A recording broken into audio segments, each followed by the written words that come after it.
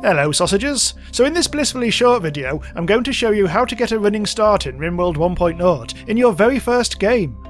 And I should say, if you have played it before, I recommend my video on RimWorld tips for returning players, which highlights what has changed in the last 6 months. And remember, you may prefer using the in-game learner helper option instead, which approaches this stuff in a slightly different way. For your first game, let's make everything as typical as possible, with a couple of sanity tweaks. Choose the Crash Landed scenario, Cassandra Classic, and Medium difficulty. Also choose Reload Anytime, since you're still learning. Ignore this screen and just click Generate, then wait a few moments for the globe to appear. Choose a light green tile from somewhere in the middle of the planet, which should give you a sensible range of temperatures to work with. On the colonist selection screen, hit randomise on the top 3 colonists until the combined skill levels at the bottom are well over 0. I feel it's more in the spirit of the game to avoid using the randomise button, but I'll allow it just this once. Your 3 colonists will fall from a ship and appear in the middle, surrounded by some supplies with a red cross on them. Colonists are forbidden from carrying items with a red cross, so select each red cross and click Allow, or press F, to make the cross disappear. You can double click on something to select everything of that type. So now we're ready to build. To do this, let's take a look at the menus you need at the start. Architect is where you choose what your colonists will build. You lay plans, and colonists will collect the necessary raw materials and start to build with them. To build a simple room, click Architect, Structure, Wall, Wooden Wall. Click and drag lines of walls to form a closed area. Click Door, Wooden Door, and place it in a suitable spot. Click Floor, Wooden Floor, then paint all the inner tiles. The colonists will build all this and an automatic roof.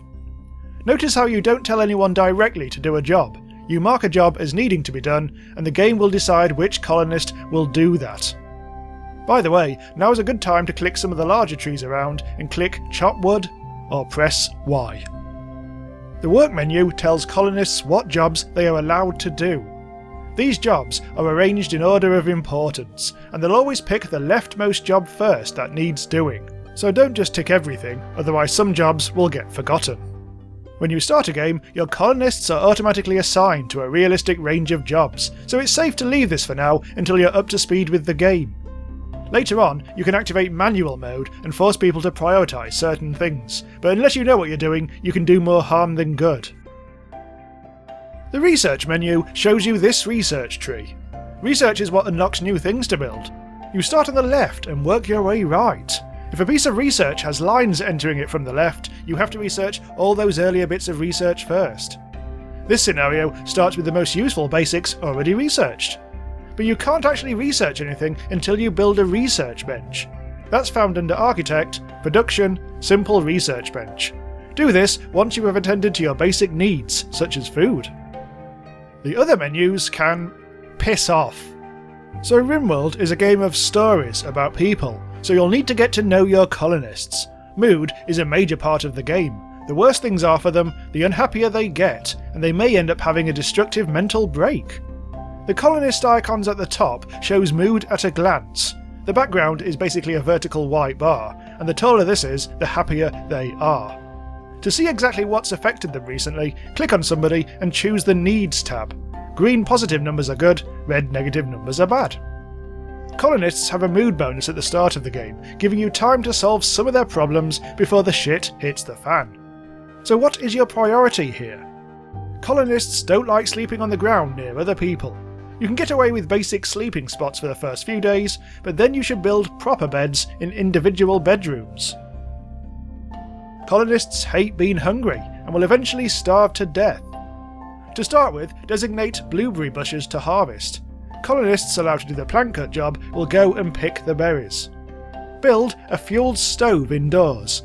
Add a bill, click Cook Simple Meal, do until you have X, and set the quantity you want to aim towards. Let's say 20. You can also hunt animals. Find a passive animal and click Hunt.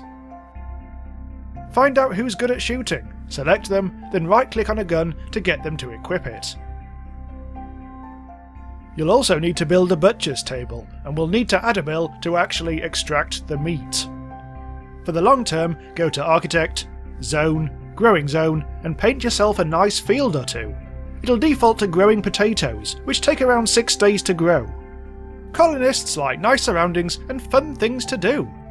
Haul away ugly rocks and things from inside your base, and keep the floor clean of dirt, blood, and bits of sick. Make sure the cleaning job does get done. It's one of those low priority jobs that can get overlooked.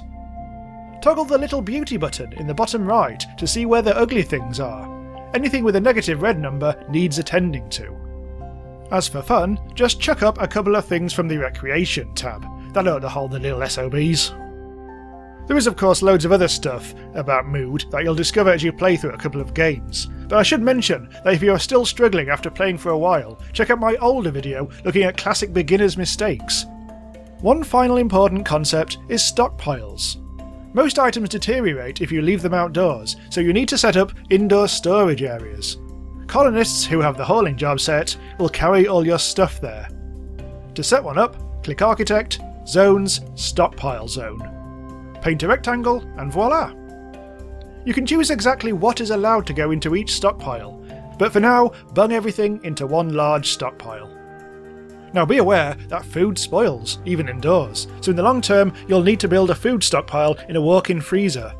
That's beyond the scope of this video, needing electricity and all, so for now the best thing to do is grow and store potatoes, and only cook what you actually need to eat.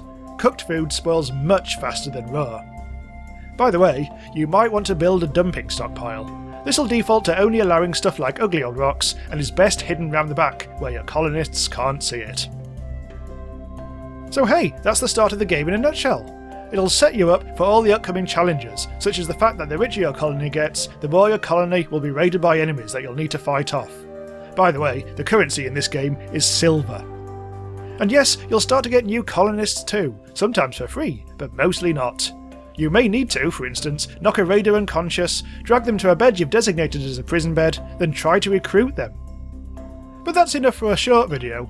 If this has been helpful, please do consider supporting my Patreon from $1 a month to get rewards and to help us keep covering all the best indie games around.